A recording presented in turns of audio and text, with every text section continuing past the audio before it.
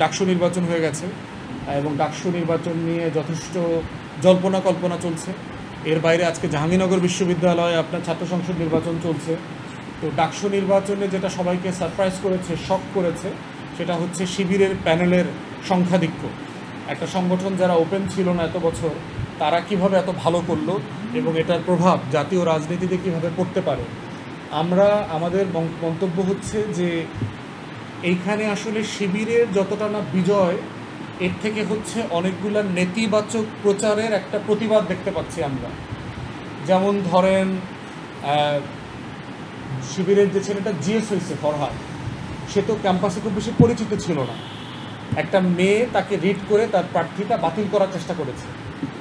এইটা করে হিতে বিপরীত হয়েছে, এই ছেলেটাকে জাতীয়ভাবে পরিচয় করে দেওয়া হয়েছে। তারপরে হচ্ছে যে বাম ছাত্র সংগঠনগুলো মিলে অথবা তথাকথিত প্রগতিশীল সংগঠনগুলো মিলে শিবিরের ছেলেমেয়েদেরকে পাকিস্তানি বলা, তারপরে ইসলাম বিদ্বেষী মন্তব্য করা, যখন তখন রাজাকারের বাচ্চা বলে ট্যাগ দেওয়া, তুমি জানি আমি জানি, সাদিক কায়ুম পাকিস্তানি, এই যে একটা ট্রল করার, ট্যাগিং করার রাজনীতিটা করবার চেষ্টা করেছে অনেকে, ছাত্রদলের অনেক নেতারা সহ। এইটা ছাত্র সমাজ ভালোভাবে নেয় নাই, কারণ তারা মনে করেছে 24-এর গণ অভ্যুত্থানের পরে একটা মেধাভিত্তিক পরিচ্ছন্ন রাজনীতি আসবে। আপনি কি করবেন কি করবেন না, কোনটা ভালো কোনটা খারাপ সেটা নিয়ে কথা বলবেন। তো এইটা একটা গুরুত্বপূর্ণ বিষয়। তো এই জন্য বিভিন্ন কারণে এবং বিএনপি এবং তার ছাত্র সংগঠনের নেতাকর্মীদের গত 1 বছরের যে আচার আচরণ সারা দেশে এবং ঢাকা বিশ্ববিদ্যালয়ের ছেলেমেয়েরা দেখেছে, এটাও তাদেরকে একটা প্রতিবাদ করার একটা জায়গা করে দিয়েছে যে আমরা আসলে নির্বাচিত হওয়ার আগেই তারা যে কাজগুলো করেছে ক্যাম্পাসে, এটা তো আমাদের নিরাপত্তা সংকট তৈরি করবে। এবং এই নিরাপত্তা সংকটের কারণে তারা মনে করেছে যে আমাদের এটার প্রতিবাদ করা দরকার। এখন সে প্রতিবাদ করলে ভোটটা কাকে দেবে?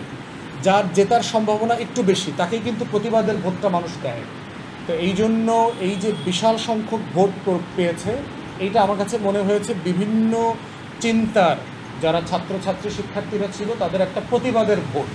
এই প্রতিবাদের ভোটগুলো জমা হতে হতে শিবিরের প্যানেলে চলে গেছে। এবং দেখেন যে প্যানেল থেকে 3 জন সম্পাদকীয় পদ কিন্তু প্যানেলের বাইরে নির্বাচিত হয়েছে এবং তারাও কিন্তু কোনো প্যানেল থেকে আসে নাই, তারা স্বতন্ত্র হয়েছে। অতএব এই যে নির্বাচনের পুরো প্যাটার্নটা, এটা আপনি কোনো ব্যাকরণে ফেলতে পারবেন না। আগের নির্বাচনের জাতীয় অথবা স্থানীয় অথবা ছাত্র সংসদের কোনো নির্বাচনের গ্রামারে আপনি এটা ফেলতে পারবেন না। এইটাই হচ্ছে আগামী দিনের রাজনীতি এবং নির্বাচনের নতুন গ্রামার। এবং এই ডাকসু নির্বাচনের গ্রামারটা যদি আমরা রাজনৈতিক দল এবং রাজনৈতিক দলের নেতাকর্মীরা ধরতে না পারি, তাহলে আমাদের রাজনীতিটা বিপদে পড়বে। অতএব এই ডাকসু নির্বাচনে মানে জামাত শিবিরের বিজয় হয়েছে, মৌলবাদীদের উত্থান হয়েছে, দক্ষিণপন্থীদের বিজয় হয়েছে, এই ফ্রেমে দেখার কোনো সুযোগ নাই। এখানে প্যান্ট শার্ট পরা মেয়েরাও শিবিরের ছেলেদেরকে ভোট দিচ্ছে, এখন স্কার্ট পরা মেয়েটাও শিবিরের ছেলেকে ভোট দিচ্ছে। তাহলে এখন আপনি এটাকে কীভাবে জামাত শিবিরের প্যানেল বলবেন? কীভাবে ইসলামের পক্ষের প্যানেল বলা, দক্ষিণপন্থীদের মৌলবাদী জনগোষ্ঠী অথবা এই জঙ্গিদেরকে ভোট দিয়েছে, এটা তো আপনি বলতে পারবেন না। এটা বললে যেটা হবে, এই ছাত্রছাত্রীরা কিন্তু আবার প্রতিবাদ করবে, তারা এটাকে ভালোভাবে নেবে না। এবং এই শিক্ষার্থীদের প্রতিবাদ জাহাঙ্গীরনগর বিশ্ববিদ্যালয়, রাজশাহী বিশ্ববিদ্যালয়, চট্টগ্রাম বিশ্ববিদ্যালয় পড়বে। অতএব সেইটা ভালো হবে না। বরং রাজনৈতিক দলের কর্মী হিসেবে আমি এটাকে দেখতে চাই যে গণ অভ্যুত্থানের পরে শিক্ষার্থী তরুণ তরুণীদের যে চিন্তার প্যাটার্ন পরিবর্তন হয়ে গেছে, এই প্যাটার্নটা আমাদের রাজনৈতিক দলের বোঝা দরকার।